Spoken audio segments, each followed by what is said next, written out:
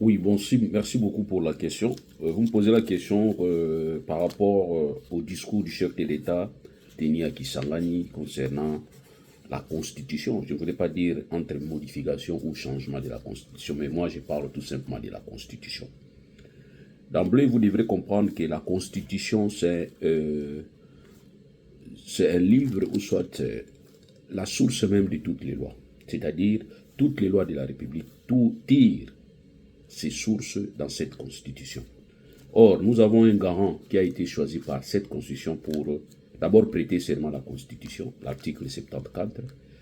C'est au chef de l'État de prêter serment pour dire devant Dieu et aussi devant le peuple qu'il va respecter cette Constitution, que cette Constitution sera respectée et il va faire respecter la Constitution. Et aussi, à l'article 69 de cette Constitution, il a été établi comme l'arbitre des bons fonctionnements de toutes les institutions. Or, toutes les institutions trouvent les règles dans cette Constitution. Et aussi, je voudrais vous remarquer que la Constitution n'a pas seulement les parties écrits ou parties lettres. La Constitution a aussi ce que nous appelons partie esprit, parce que toute loi ou soit la Constitution a deux volets. Nous avons la partie esprit et nous avons la partie lettre. Dans la partie esprit, logée, n'est-ce pas, dans l'exposé des motifs, nous pouvons lire tout un point dans l'exposé des motifs où on parle de la révision constitutionnelle. Je peux lire avec vous. Pour préserver les principes démocratiques contenus dans la présente Constitution, contre les aléas de la vie politique et les révisions intempestives, les dispositions relatives à la forme républicaine de l'État, au principe de suffrage universel, à la forme représentative du gouvernement, au nombre et à la durée des mandats du président de la République, à l'indépendance du pouvoir judiciaire, au pluralisme politique et syndical, ne peuvent faire l'objet d'aucune révision constitutionnelle.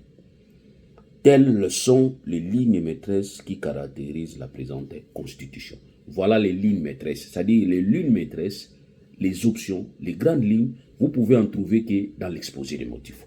Tous les débats que nous sommes en train de faire inutilement aujourd'hui ont déjà les réponses, n'est-ce pas, dans l'exposé des motifs. Je viens de vous dire que nous avons deux parties dans une constitution, ou soit dans une loi. Nous avons la partie esprit et nous avons la partie écrit. La partie écrite de la constitution, c'est l'article 1, de l'article 1 à l'article 229.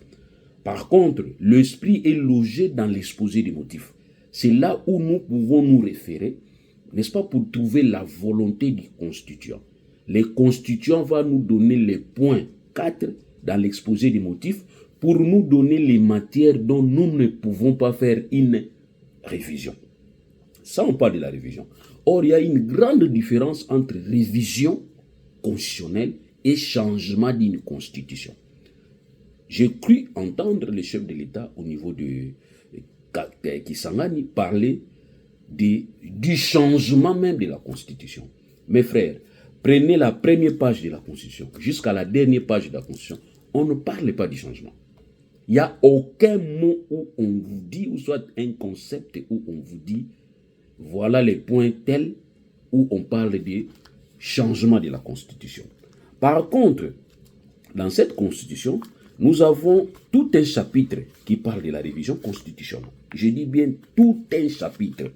Et dans ces chapitres, que je peux lire ensemble avec vous, on parle de titre 7, la révision constitutionnelle, où on donne les initiateurs, c'est-à-dire les initiateurs qui peuvent, n'est-ce pas, déclencher la révision constitutionnelle. On ne parle pas des changements, on parle de la révision constitutionnelle. On vous donne les initiateurs. Entre autres, nous avons le président de la République, nous avons le gouvernement après délibération au Conseil des ministres. Maintenant, voilà la nuance pour dire que le chef d'État a une grande importance dans tout ce qui est révision constitutionnelle. Il apparaît deux fois. Je dis bien, il apparaît deux fois dans la logique de la révision constitutionnelle. Il apparaît deux fois. Premier initiateur, c'est le président de la République. Deuxième initiateur qui peuvent modifier la Constitution, c'est le haut gouvernement après délibération en Conseil des ministres. Ça veut dire quoi?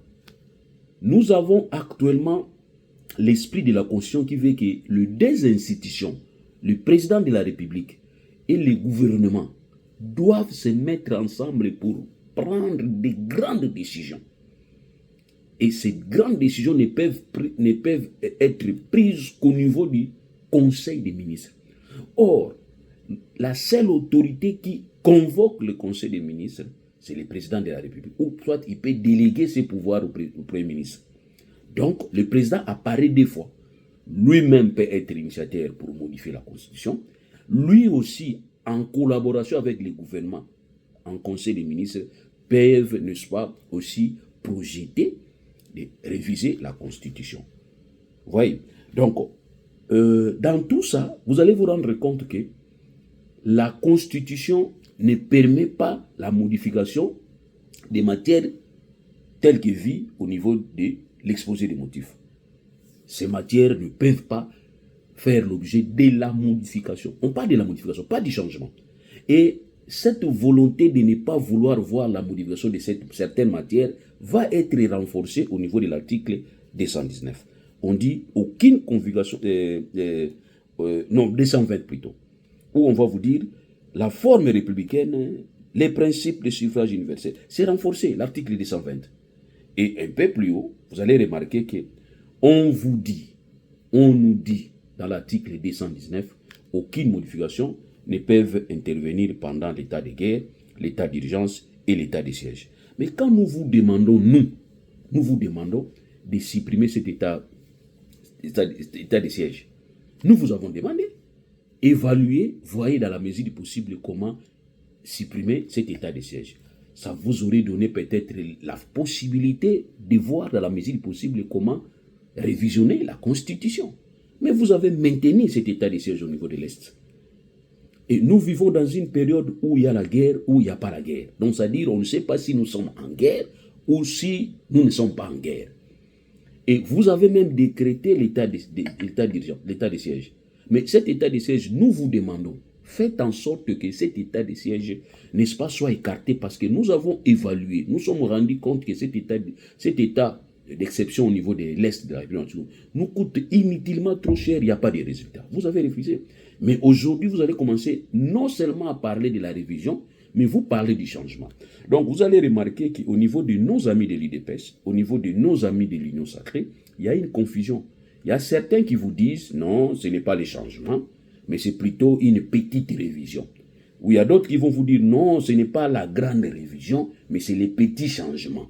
Or, en droit, en tout cas, les mots comptent. Quand vous placez un mot dans une phrase, vous pouvez avoir un autre sens. Peut-être, si la phrase est mauvaise, rien que par rapport à ces mots, la phrase peut devenir bonne. Si la phrase est bonne, rien qu'en plaçant seulement un seul mot, la phrase peut devenir mauvaise. Donc, le chef de l'État devrait changer le mot. Le mot qui convient, ce n'est pas le changement, parce que la Constitution elle-même n'a pas prévu les changements, mais plutôt elle a prévu la révision sous réserve des matières qu'elle a bien énumérées à l'article 20. Aussi par rapport à une circonstance où on vous dit qu'à l'article 219, on ne peut pas toucher la Constitution pendant un état exceptionnel dont nous avons tout à l'heure cité. Donc voilà peut-être d'emblée comment je peux vous répondre.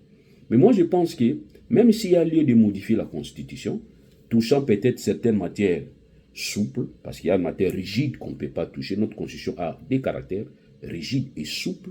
Il y a certaines matières qui sont souples, où on peut bien modifier. Vous avez vu Joseph Kabila 2011 modifier, n'est-ce pas, modifier l'article 198, 197. Il avait modifié parce qu'il devrait contourner un gourou, il devait contourner un verrou. Le verrou, c'était quoi? Il n'avait pas le pouvoir de contrôler les provinces. Et il va faire en sorte qu'il se donne ce pouvoir au regard peut-être de l'article 69 qui reconnaît au président le rôle d'arbitrage. Or, un président qui a le rôle d'arbitrage mais qui ne peut pas sanctionner n'est pas un bon arbitre. Raison pour laquelle nous pouvons comprendre la modification de 2011 par rapport à l'article 197 et l'article 198 où le président va s'octroyer les pouvoirs, n'est-ce pas, de consulter le Premier ministre, de consulter le président de l'Assemblée nationale, de consulter le président du Sénat pour, n'est-ce pas, constater la crise permanente et récurrente dans une province pour tirer les conséquences.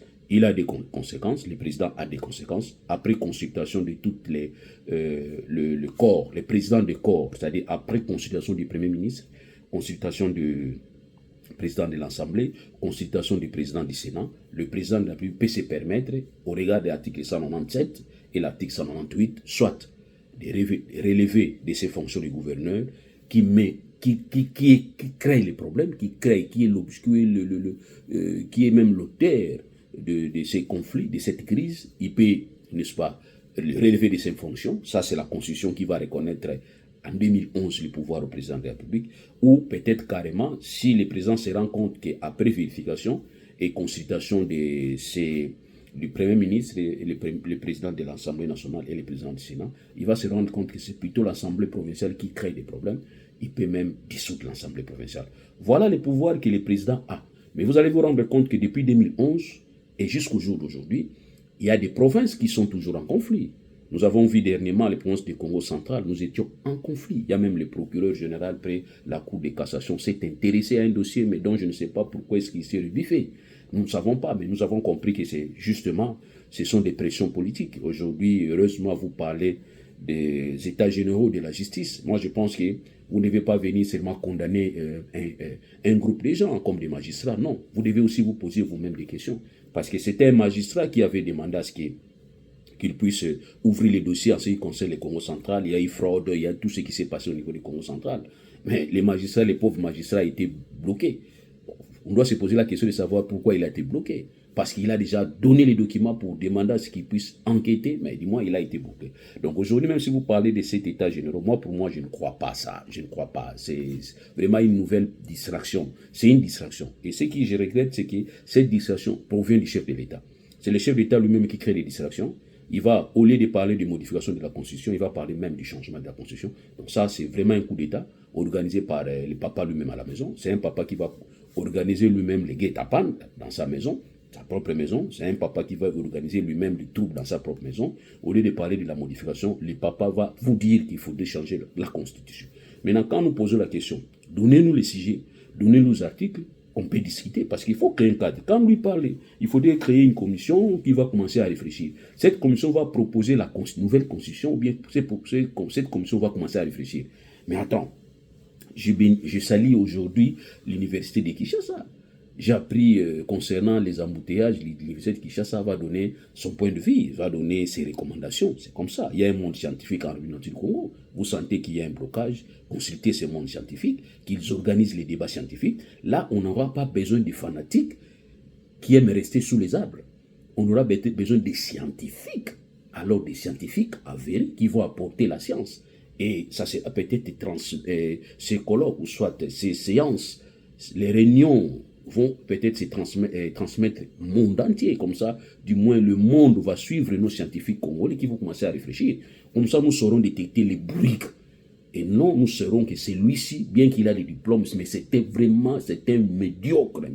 Nous le saurons. Donc, moi, je crois peut-être qu'il faut donner la chance à ce niveau-là. Eh bien, écoutez, faites en sorte que vous puissiez, n'est-ce pas, vous puissiez donner la chance aux scientifiques de se réunir, comme ils se sont réunis pour les problèmes des embouteillages, et que ces problèmes des embouteillages, comme j'ai toujours dit, il y a une solution. La petite solution, c'est d'équilibrer. Comme je disais, la petite solution, c'est d'équilibrer l'occupation de la ville de Kinshasa. Aujourd'hui, la ville de Kinshasa est déséquilibrée. Du moment où tout celui qui habite Kinkole, qui habite Massina, qui habite Kingaboa, qui habite Kasavubu, est obligé d'aller en ville pour chercher un passeport. Ça, c'est pas normal. Ça, c'est pas du tout normal. Or, même au niveau des mairies, au niveau des communes, on peut donner les passeports. Au niveau des communes, on peut faire des captures. Voyez-vous, donc, au niveau des communes, tu habites Kimbanseke, tu as besoin d'un passeport, tu n'as pas besoin d'aller en ville. C'est une personne de moins. C'est un véhicule de moins. Donc, tu es à Kimbanseke, tu as besoin d'un passeport, tu te rends dans ta commune, tu te présentes, on te capture, on t'enregistre, et puis on te dit, repasser dans un mois, tu viendras trouver ton passeport ici à Kimbanseke.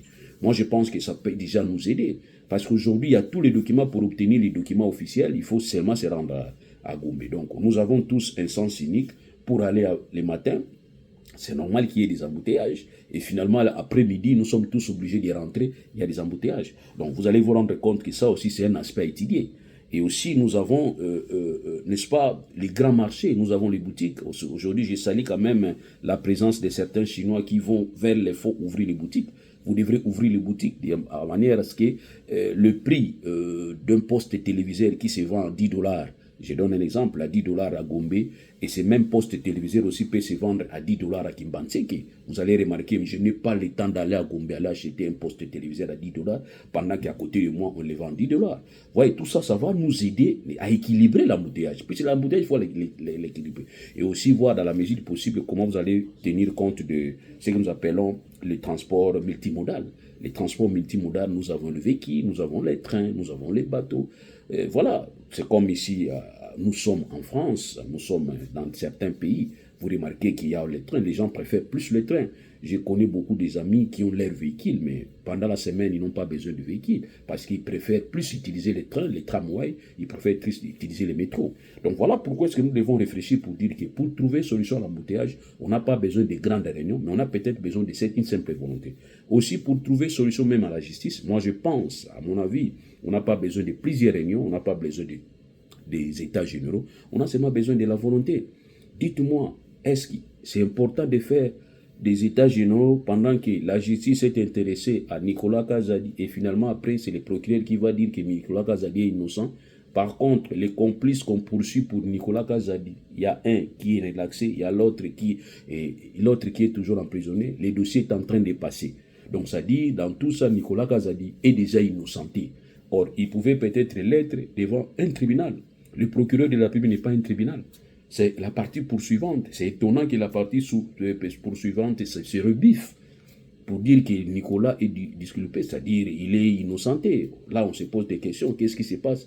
Est-ce qu'on avait encore besoin de faire tout un des travaux de colloques ou soit des états généraux de la justice? Non. Monsieur le président de la République, avec tous les honneurs et tout le respect que je peux vous devoir, je peux vous dire que notre justice n'est pas seulement tombée malade d'elle-même, mais plutôt on l'a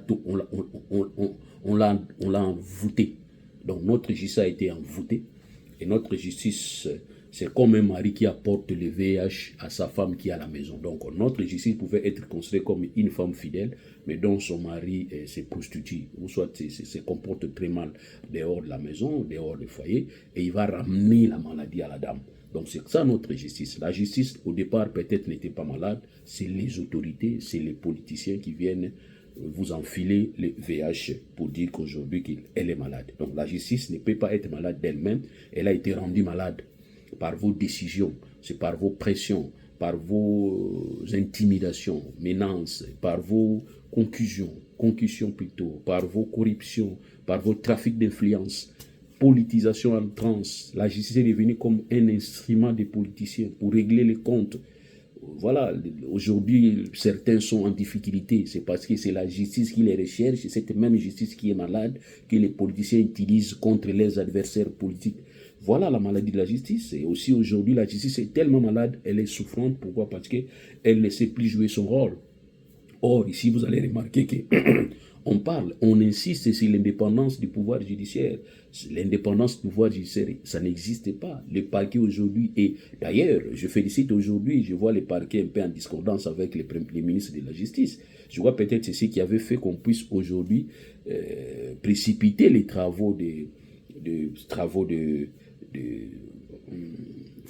états généraux de la justice. C'est pour permettre à ce que les politiciens puissent s'exprimer. Le chef de l'État, quand il a jeté ce que nous appelons les colibés contre la justice pour dire que cette justice est malade, il cherchait l'occasion pour parler encore. Et il a trouvé l'occasion au niveau des états généraux de la justice. Il vient pour menacer les magistrats. Non, à ce niveau, moi je pense qu'il n'y a rien à menacer. À ce niveau, il est important qu'on puisse dire seulement des vérités. Voilà, évaluons ce qui a été dit en 2015 que nous n'avons pas fait. Voyons ce que nous pouvons faire aujourd'hui en 2024. C'est ce qui est important. Si hier, on pouvait accuser Kabila de ne pas avoir la volonté politique, et aujourd'hui, est-ce que cette volonté est perspective? Non, cette volonté n'existe pas parce que, d'ailleurs, avec Tshisekedi, il vient encore pour étouffer, il vient encore pour exposer les autres, parce que vous allez vous rendre compte que les magistrats aujourd'hui sont exposés. Donc quand on parle de la justice malade, on fait seulement réaction peut-être aux magistrats. On s'attaque directement aux magistrats. C'est ce qui est regrettable. Voilà, maintenant je me pose la question. Qu'est-ce qui a fait que Nicolas Kazadi soit innocenté? C'est toujours la justice. Ok. Mais il n'y a pas quelque chose, puisque Nicolas Kazadi n'a jamais été auditionné, n'a jamais répondu même à la convocation de la justice. Donc, tout ça, vous allez vous rendre compte que cette justice ne pouvait pas être malade seule. Et bien, je vais vous dire, comme je venais de le dire tout à l'heure, cette justice a été envoûtée. Cette justice, n'est-ce pas, on l'a rendue malade. Voilà ce que je peux dire. Donc, pour dire, les chefs de l'État, je vous mets en défi. Les chefs d'État, pouvez-vous prendre cette constitution par laquelle que tu as prêté serment? Et ces serments, nous avons ici à l'article 74. Vous avez clairement dit, je répète, vous avez clairement dit, le président de la République élu entre en fonction dans les 10 jours qui suivent. Donc je disais que les chefs de l'État entrent en fonction dans les 10 jours qui suivent la programmation des résultats définitifs et l'élection présidentielle. Avant son entrée en fonction, le président de la République prête serment, prête devant la Cour constitutionnelle les serments suivants. Moi, Félix Tshisekedi Tshilombo, élu président de la République démocratique du Congo, je jure solennellement devant Dieu et la nation d'observer et de défendre la Constitution et les lois de la République du Congo. Mais quand vous dites qu'il faut changer cette Constitution, est-ce que vous l'avez observé? Est-ce que vous l'avez défendue? La Constitution qui vous met au pouvoir, vous venez aujourd'hui, vous donnez l'intention même de vouloir la changer, sans tenir compte des conséquences. Mais s'il n'y a pas de conséquences juridiques immédiatement, c'est un coup d'État contre cette Constitution. Mais attention, à ce moment-là, vous allez vous exposer aux aléas politiques dont les constituants avaient crainte. Parce que si vous voyez l'exposé des motifs de la Constitution de 2006, on dit depuis son indépendance, le 30 juin 1960, la République du Congo est confrontée à des crises politiques récurrentes dont l'une des causes fondamentales est la contestation de la légitimité des institutions et de leurs animateurs. Nous allons revenir ici. Est-ce que vous comprenez quand même? Vous avez souci de comprendre la différence de mots entre révision et changement. C'est là où nous voulons vous pousser à comprendre. Donc ça dit, vous voulez reculer la République du Congo. Et on dit que c'est depuis 1960. La République du Congo est confrontée à des crises politiques récurrentes, dont l'une des causes fondamentales est la contestation de la légitimité des institutions et de leurs animateurs. Monsieur, vous ne sentez pas que vous vous mettez en illégitimité? Vous ne sentez pas? Vous n'en voyez pas les conséquences?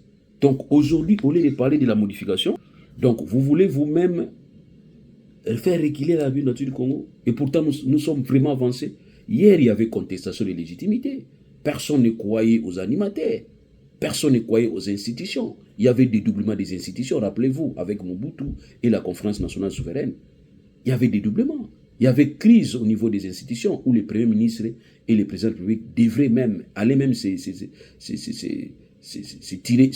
taper le coup. Mais aujourd'hui, nous avons évolué, nous avons les institutions à qui nous pouvons nous référer. Opposants ou non opposants, amis du pouvoir ou ennemis du pouvoir, tous nous nous référons à cette constitution. Alors aujourd'hui, parler de la révision constitutionnelle, nous sommes d'accord. On va parler de la révision constitutionnelle, mais à l'exception des matières dont la Constitution elle-même a prévu qu'on ne touche pas. Qu'on fait l'article 220 et aussi qu'on fait l'exposé des motifs qui va nous dire que la révision constitutionnelle ne peut pas toucher telle cécité. Si, n'est-ce pas, ces matières, c'est ce que vous ne voulez pas comme nous qu'on touche, mais qu'on puisse réviser certaines dispositions que vous trouvez difficulté, ben, nous sommes d'accord pour dire que donnez-nous les dispositions, nous allons commencer à répondre, à voir dans la mesure du possible si c'est vraiment une crainte ou ce n'est pas une crainte. J'ai déjà répondu. Je me rappelle vous avoir déjà répondu à ce qui concerne, n'est-ce pas, l'abandon.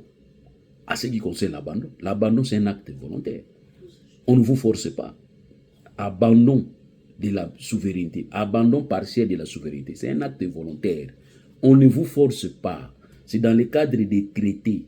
On vous dit seul le président de la République qui a le droit de signer les traités. Donc si aujourd'hui on doit se déplacer, la République du Congo doit adhérer à EAC, vers là où les Rwandais, les Ougandais, les Kenyans, tous ces gens-là qui ne nous aiment pas selon nous, Si nous décidons nous-mêmes d'aller nous adhérer là-bas, eh bien, sachez que nous avons volontairement accepté d'abandonner partiellement notre souveraineté. Si vous ne voulez pas, vous êtes là à l'écart, on s'en fout. Personne ne peut venir vous demander ce que vous ne vous êtes pas engagé. Et vous parlez de cet abandon-là. Cet abandon va être repris dans plusieurs consciences des Africains. Plusieurs consciences des Africains. On va me dire, non, écoutez, dans certaines consciences européennes, il n'y en a pas. Je dis oui, parce qu'ils ont déjà évolué, ils ne sont plus dans notre étape. Vous êtes dans l'étape de se rechercher. Les Européens aujourd'hui n'ont plus de problème de barrière. Non, ils n'ont plus de problème. C'est tactique, tacite. C'est-à-dire, l'abandon est tacite. Un Français peut quitter avec sa voiture en France et aller en Belgique. Il va payer que les péages. Mais il ne va pas payer la douane. Non. Il se rend en Belgique, calmement. Et s'il veut même s'y installer, il va s'installer comme un Européen, membre de la communauté européenne. Il est là, tranquille. Mais pourquoi est-ce que la Belgique ne fait pas payer la douane à un Français qui quitte la France avec sa voiture pour la Belgique? C'est parce que la Belgique a renoncé à cette souveraineté, partiellement, pour dire que j'accepte que tel monsieur, français qu'il vienne même avec sa voiture, même venir s'installer ici sans condition, sans plusieurs conditions comme les autres.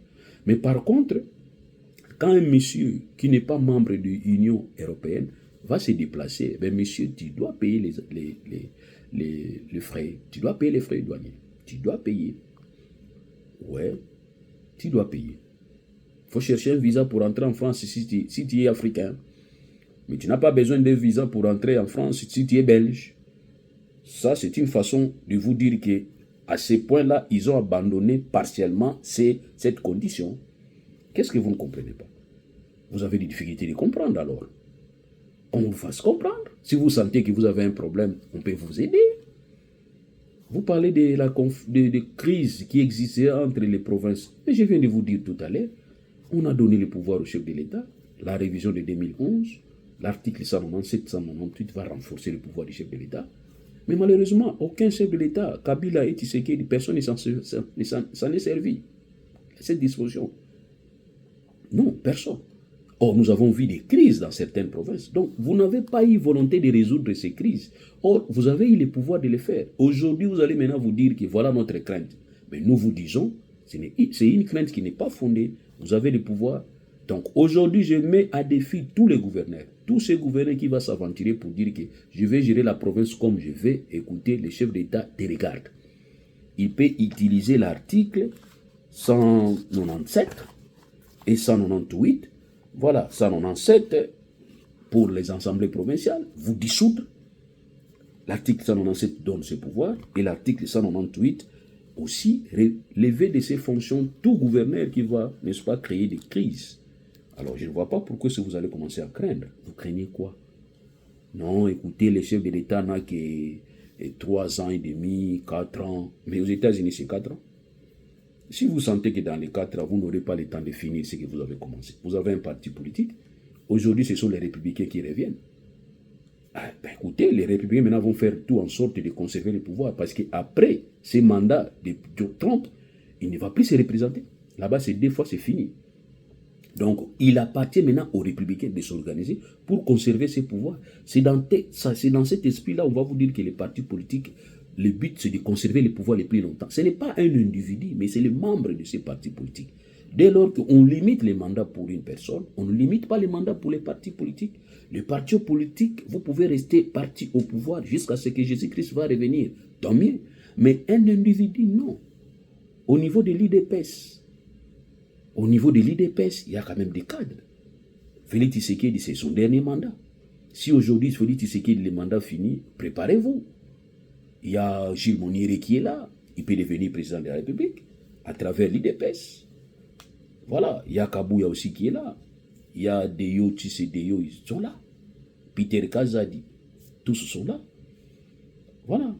Ils sont là. Il y a même mon ami Clément Barouti. Oui, ils sont là. Ils sont là. Ils peuvent devenir le candidat président de la République investi par l'IDPS. et que si vous avez la chance, vous allez encore gagner, tant mieux pour vous. Mais dire que vous voulez que le chef de l'État parce que vous êtes dans sa vision, non. Je vous ai dit la fois passée, aucune personne n'a la vision pour la République si ce n'est pas un groupe. Pour créer un parti politique, vous devez avoir un groupe de gens. Ce n'est pas une seule personne. C'est ainsi que nous avons dit que nos lois ne reconnaissent pas à un parti politique le caractère familial et personnel, non. Pour créer un parti politique, il y a l'obligation d'être en groupe, parce que le parti politique va être défini comme étant l'ensemble des personnes qui réfléchissent, qui ont une même idéologie pour diriger, soit pour conserver le pouvoir. Donc moi je pense qu'il est important de comprendre que, il est vraiment important de comprendre que nous n'en voulons pas au chef de l'État, comme vous prétendez.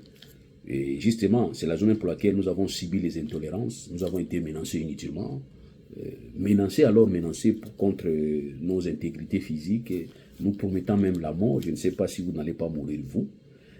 C'est parce que nous avons donné nos façons de penser les choses. Voilà, politiquement, nous vous avons dit. Donc, le chef d'État, je vous mets à défi. La Constitution est là. Donnez-moi seulement un seul article où on parle du changement de la Constitution dans la Constitution. Si cet article n'existe pas, je vois et je note que vous voulez maintenant aller en dehors de la Constitution.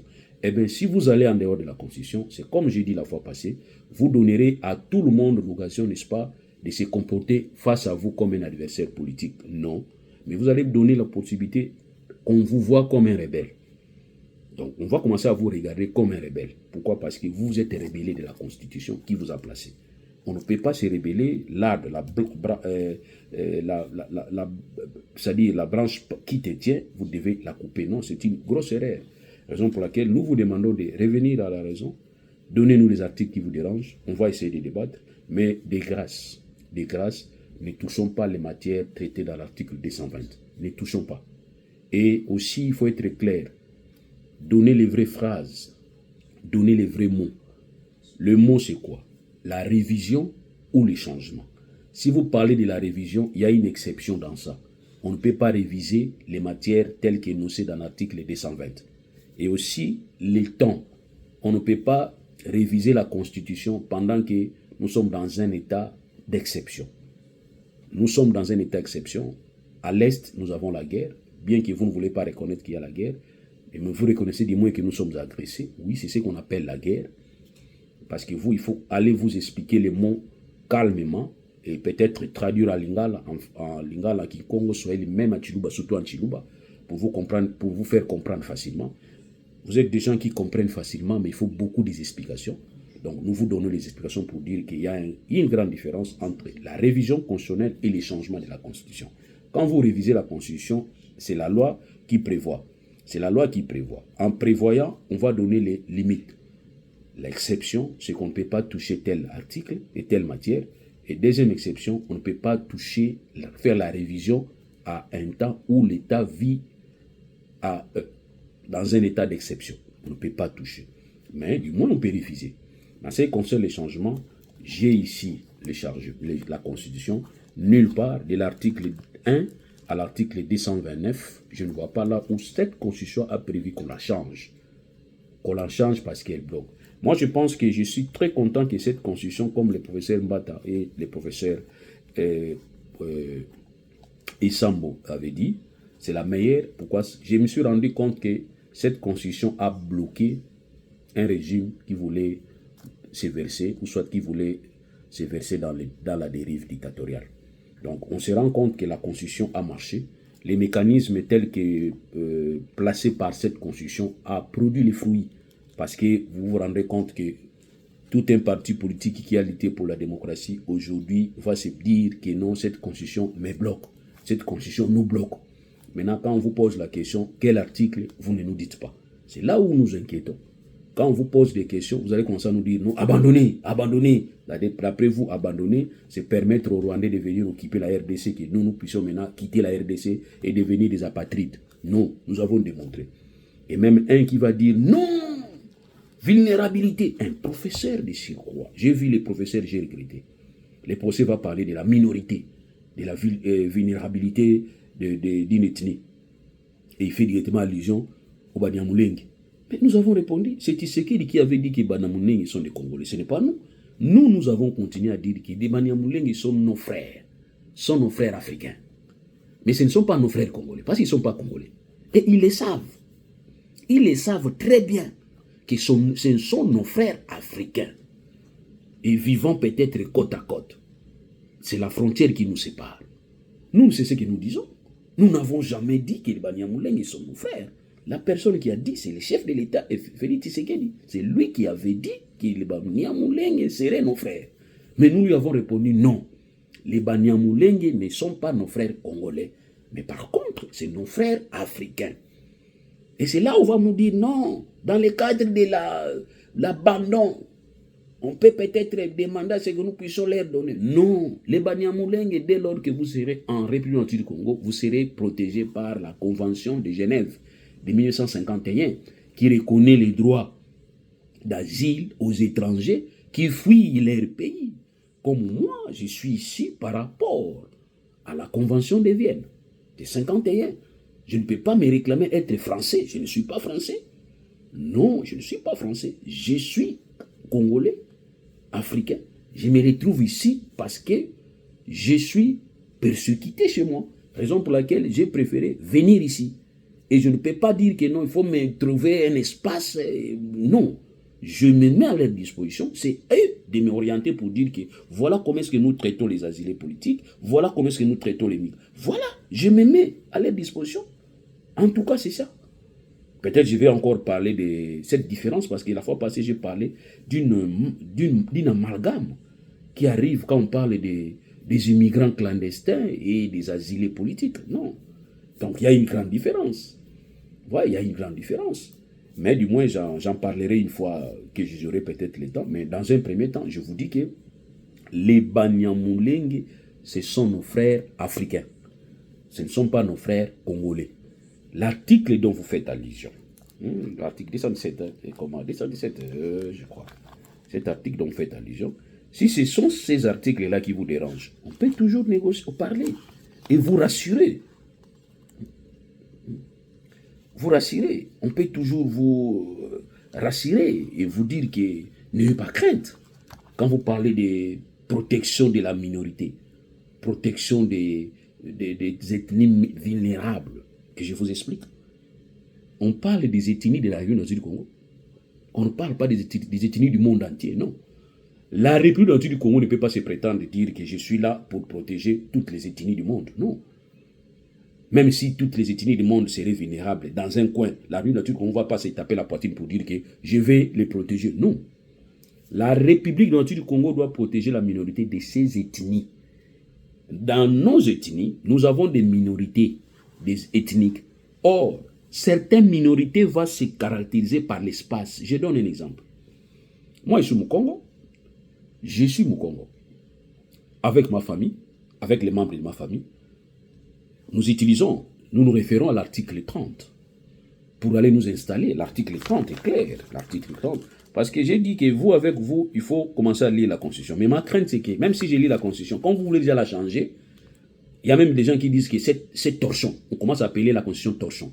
C'est le président qui ne défend pas la Constitution. Or, la loi donne le pouvoir au président d'observer et de la défendre. Président, je vous demande de défendre cette Constitution, en entendant du moins. Toute personne qui se trouve sur le territoire national a le droit d'y circuler librement et d'y fixer sa résidence. Donc aujourd'hui, moi, je peux me décider d'aller librement fixer ma résidence en Équateur avec ma famille. Je vais trouver les Bakongo là-bas. Mais quand je vais trouver les Bakongo dans cet espace qui est la République du Congo, province, et je suis dans nos frontières, mais mon ethnie, je suis minoritaire dans cette province. Je suis minoritaire. Donc, il y a des Balouba qui sont Congo central, qui sont minoritaires dans les Congo central. Ils doivent être protégés. Parce que c'est l'article 30 qui leur donne la possibilité d'aller se fixer là où ils veulent. Ils ont choisi ils ont choisi la province du Congo central pour se fixer. Mais ils sont minoritaires.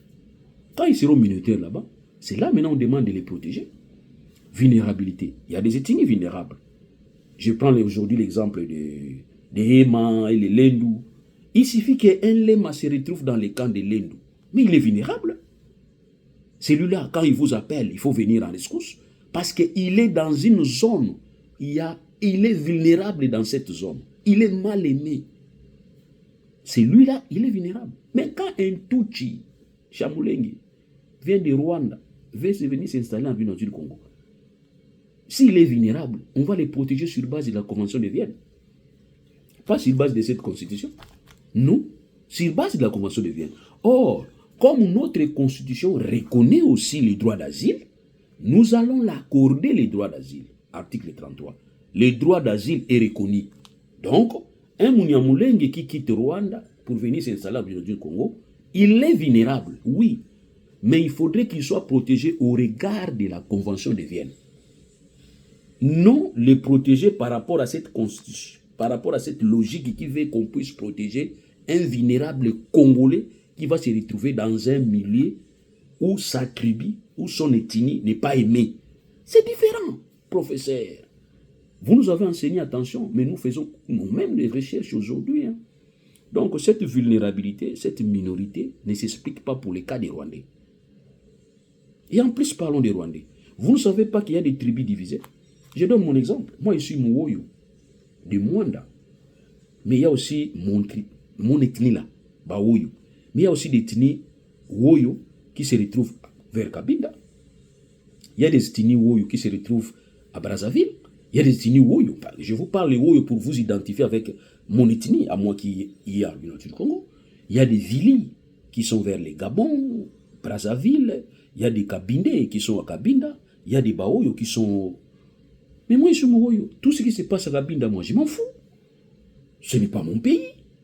Tout ce qui se passe contre les Bavili à Brazzaville, je m'en fous, je suis désolé. Je suis humain, oui, par rapport à être humain, je suis désolé. Je suis de cœur avec eux. Mais par rapport à mon ethnie, je ne peux pas dire que mon peuple est en train de périr à Brazzaville. Ils sont des Vili, non. Mais c'est cette erreur-là, nos frères Banyamulenge, vous avez. C'est cette erreur. Si réellement vous avez des frères qui se sont déjà intégrés comme Congolais, qui sont ici, mais écoutez, vivez comme Congolais. Point carré. Mais les problèmes, vous avez tout un président qui vous défend. Non, on a touché mon peuple. Viens, prenez ton peuple, rentrez avec comme Moïse a fait avec le peuple d'Israël. Viens prendre tes peuples et rentrez. Voilà là où on se comprend facilement. Mais du moins dire que cet article qui parle de la minorité, qui parle de la vulnérabilité, parler plus de Tutsi, je ne suis pas d'accord. Ça, je ne suis pas d'accord. Cet article parle des ethnies congolaises. Ok? C'est ces ethnies-là qui peuvent se retrouver minoritaires dans un coin. Et ce sont ces ethnies congolaises-là qui peuvent se retrouver vulnérables dans un coin de la République du Congo.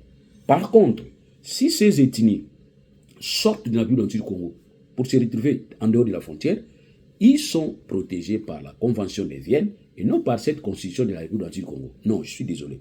S'il y a des étrangers de Peul, des Nilotiques qui fuient le guerre, je donne l'exemple vers Soudan, vers Rwanda, ils viennent en République du Congo, les Nilotiques, nous allons vous accueillir et vous serez protégés au regard de l'article 33 de la Constitution de la République du Congo qui parle du droit d'asile et vous serez reconnus comme des étrangers en processus de demande d'asile et vous serez protégés par la Convention de Vienne. Donc, tout Tutsi qui se retrouve en République du Congo, ok, fuyant la guerre ou venant, je ne sais pas, chercher peut-être la vie, et on va vous considérer comme étant un asilé, un demandeur d'asile. Point. Vous n'allez pas être protégé comme une tribu de la République du Congo, non, parce qu'il faut voir dans la liste des tribus Tutsi en République du Congo n'existait pas. Voilà ce que je pouvais vous dire pour l'instant. Voilà, merci beaucoup. Je vous demande de vous abonner. Abonnez-vous. Eh bien, abonnez-vous. Ben voilà, abonnez-vous dans ma chaîne YouTube DLM Loulou TV. Vraiment, abonnez-vous. Je veux vous voir nombreux. Je vois que vous suivez mes vidéos. Mais il y a ce que vous ne faites pas, je vous demande de le faire. Abonnez-vous. J'ai atteint 2500, 2700 vies. Merci, je suis très, très enchanté. Mais j'aimerais que vous puissiez vous abonner. Et au besoin, essayez un peu de partager mes vidéos. Et regardez aussi mes vidéos. Il y a beaucoup de vidéos dont je parlais, dont je ne vois pas trop de vie. Mais en tout cas, prenez le temps. Merci à tout le monde. Merci de m'avoir soutenu. Nous sommes là en train de voir qu'est-ce qui peut arriver. Si les chefs de l'État voudraient bien réunir la commission en RDC, oui, je sais qu'il va prendre plus ces fanatiques. mais qu'il fasse en sorte aussi de voir dans la mesure du possible, si les autres, même de l'extérieur, nous qui ne partageons pas son point de vue, de nous réunir, de l'aider, on peut aussi l'aider, même des lois. Et je demande à tous ceux Congolais qui sont en dehors de la République du Congo à cause de leurs opinions, je vous soutiens, je vous comprends. Mettez-nous tous ensemble, n'est-ce pas, pour voir dans la mesure possible comment nous allons continuer toujours à réfléchir. Parce que moi, mon seul souci, c'est la République du Congo. C'est ce que j'ai comme pays. C'est là où je vais me sentir chez moi. Partout où je suis, malgré mon statut, je me sens et je reste étranger. Et à tous ces étrangers qui ont été accueillis par-ci, par-là, je vous demande de bien vous comporter. Ça, je voudrais insister. Ça, peut-être, je devrais prendre toute une vidéo pour ça. Je vous demande de vous comporter bien, en respectant les cultures et en respectant les lois des pays hôtes. C'est très important. Parce qu'on ne peut pas comprendre que vous êtes en difficulté si vous venez ici, on vous accorde l'asile, on vous accorde le séjour. Vous allez commencer à pourrir les vies de vos hôtes, plutôt des pays qui vous ont accueillis. Franchement, c'est pas bien. C'est pas bien. Donc, comportez-vous dignement. Sachez que vous êtes des étrangers. On ne vous demande pas d'être complexé, mais on vous demande de vivre et de respecter les lois de la République. C'est ainsi, moi j'ai été très dur. J'ai changé avec un frère qui est français. Je lui ai dit, regarde, c'est vous qui comprenez, mais qui ne comprenez pas comment est-ce que les Africains vivent. Je ne peux pas comprendre que quelqu'un qui va transgresser votre code pénal, vous voulez commencer à les juger parce qu'il est étranger. Non, il faut les juger comme un délinquant. Il faut les juger comme un délinquant. Et à celui-là, il faut insister pour dire qu'il y a double peine. C'est-à-dire, tu as commis telle infraction, tu dois rester 5 ans en prison. Tu restes 5 ans. Après 5 ans, on t'expulse. Oui, moi je suis d'accord à ça. Tu commets une infraction, on juge, on te reconnaît comme coupable. Je ne peux pas être là pour donner les trophées aux délinquants. On te juge comme ça. Et tu vas d'abord répondre. Parce que nous aussi, je me rappelle quand je faisais ma profession au niveau des prisons de Makala, je voyais beaucoup des étrangers. Ils croupissaient là-bas. Donc vous croupissez, et après avoir passé le temps que le jugement va te reconnaître, eh bien, la deuxième sanction, il faut quitter pour permettre à ce que les gens vivent tranquillement.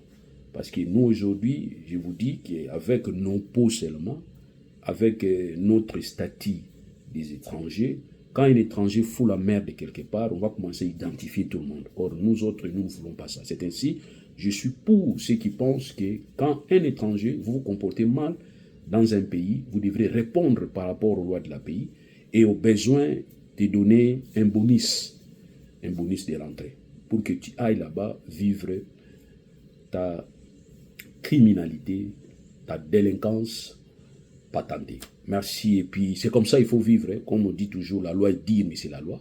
Donc, il ne faut pas gâcher la vie des autres. Il y a certaines personnes qui sont venues ici à cause des problèmes.